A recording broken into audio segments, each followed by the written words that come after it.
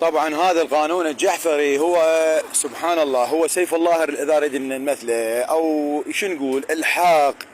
يعني البرابيق والعاهرات ذن الكحاب، يعني وحده هاجمه بيتها، وحده بربوق، وحده تنيج، خلينا نحكي بالقلم العريض، وحده عاهره، وحده عشيق، تريد هم تنيج وهم تخون وهم عشيق وهم اكو بين يرتكبن جرائم. زين هاي كلها تسويها وتريد تاخذ العائله وتريد تاخذ حقوق حالها حال الشريفه. اي عقل واي منطق واي ضمير حي متصل بالانسانيه يقبلها. ماكو هيك حكي. يعني شت تريد تقول؟ بس نقول الله سبحانه وتعالى الله ما سمح لهن، وهاي نهايتهن، هن وابائهن الديوثين واخوتهن اللي قوادين السماسره. لان كل واحد اليوم يديح اخته ويطلقها، او يديح بنته ويطلقها وهي ما لا ضاربها زوجها. مثلا اكو عاهرات لا ضاربها زوجها، لا مسوي لها شيء. والله هي تشتهي تنيج، تشتهي تخون، تشتهي تلعب، تشتهي تفلش.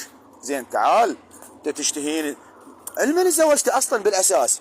انت تجي تدعم لك عاهره، من تدعم بنتك او اختك او تهيئها، تقول لها بابا تطلق وروح اشتغلي. شنو ايش تشتغلي؟ يعني تشتغل بكوفه مثلا؟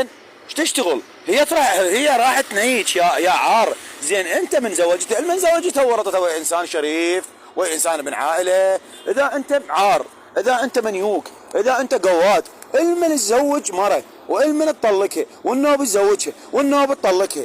كلب ابن الكلب. انا كلامي الى بعض واغلب العارات الديوثين القواويت. بابا انت شغلتك تعبانه، انت اذا تريد قبل شغلها، قبل لا تزوجها ولا تورثها بنات العالم. مو لعبه من نجيب عائله، من نجيب اطفال. تعالوا نوب انت فوق هذا كله، فوق هذا كله انت قواد. ما ربيت بنتك تربى بنات العالم، ما ربيت ولدك تربى ولد العالم. والله انت تصلي وتصوم ولك يا صلاه يا صوم، تعرفين اللي يهجم بيت لو لا. وفوق هذا كله تريدون تعسف وتريدون نفقه وتريدون غايب وحاضر. حالكم حال الشرفاء. بابا انتم راكضين، تعرف شنو راكض؟ هاي رساله لذول الديوثين، علما رساله نوب للقضاء. انت شو تميز رحم الوالدك اذا هو القانون الجعفري واضح وثابت؟ اللي يريد يفسر المجلس العلمي. انت شنو تميز؟ يعني بعدكم تميلون للبرابيق، بعدكم تميلون للجسم ال 188 الفقره 57، بعدكم تحنون للبحثيه. ما يصير بويه، ما يصير يا عمي. انت عوفها ورا رب العالمين وعوفها ورا المجلس العلمي، هو